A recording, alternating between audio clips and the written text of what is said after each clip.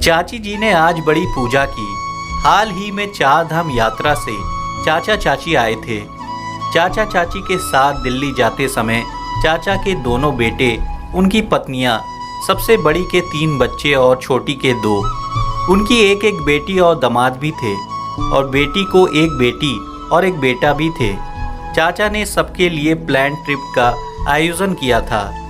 दिल्ली, चंडीगढ़ आदि के आसपास के कुछ हिस्सों में 3 दिनों तक यात्रा की और बाकी सभी हवाई जहाज से वापस आ गए।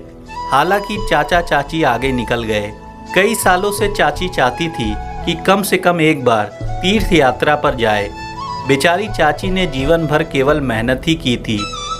जब उनकी शादी हुई थी तो वह जॉइंट फैमिली वाले घर में आई। इसके अलावा घर में बड़ी बहू होने के कारण घर में 2 देवर और 3 ननद की शादी, प्रसव सब चाची ने की। चाचा की सरकारी नौकरी थी, लेकिन एक साधारण लिपिक की। उस समय तनख्वाह बहुत कम थी, इसलिए उन्हें हर समय कड़ी मेहनत करनी पड़ती थी। लेकिन कभी चाची ने शिकायत नहीं की।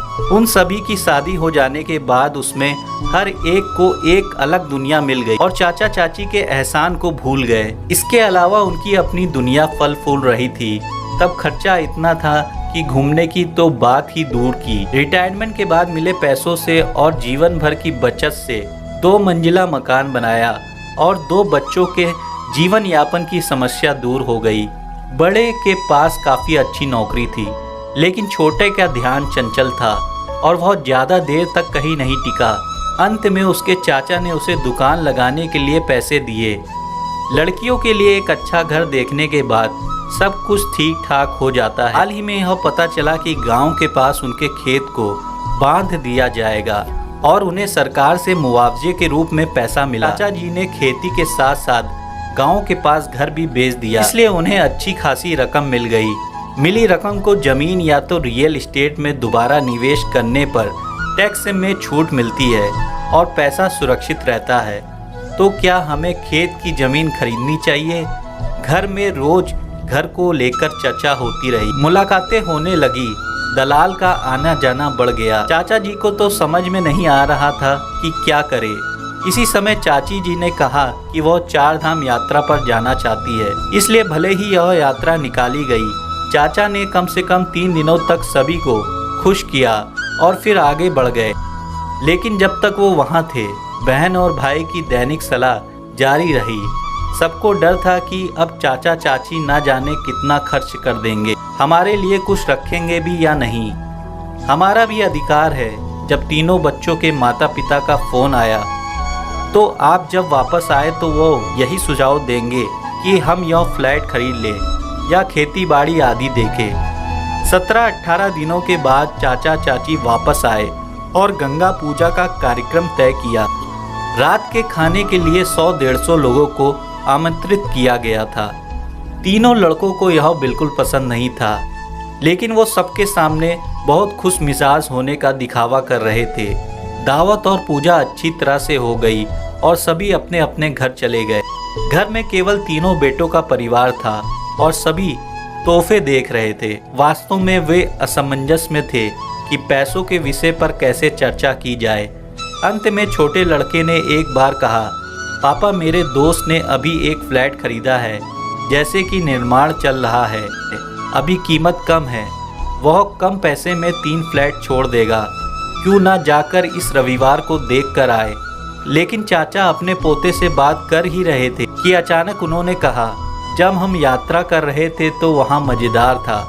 एक मंदिर बहुत अच्छा उत्सव चल रहा था, रात का खाना चल रहा था, बहुत भीड़ थी और बहुत सारे व्यंजन पके थे।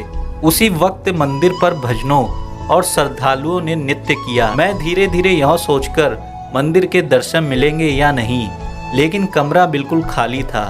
हर कोई बाहर था और भगवान और मैं कमरे में अकेले थे और देवता मुझसे बोलने लगे। उतने में ही बड़ा बेटा गुस्से से बोला, पापा, राजू जो कह रहा है क्या आप सुन रहे हो? लेकिन पापा ने इस बात को पूरी तरह से अनसुना कर दिया और बात करते रहे। भगवान ने कहा कि देखो सुंदर, ये मेरे नाम पर उत्सव है, पर मौत सबकी है। सुबह पूजा हो चुकी थी, फूल पत्ते पानी मुझ पर रखे, अब वह फूल पत्ते सड़ रहे हैं। उनकी दुर्गंध फैल रही है, उसमें के कीड़े मुझ पर चल रहे हैं और अब इस गंदगी को कोई साफ नहीं करना चाहता। 5-6 बार आरती कर दी गई, लेकिन अब साउंड प्रोजेक्टर से भरपूर संगीत और कर्कश गाने बज रहे हैं। सब खाने पीने में लगे हैं, लेकिन मुझे भोग लगाना भूल गए।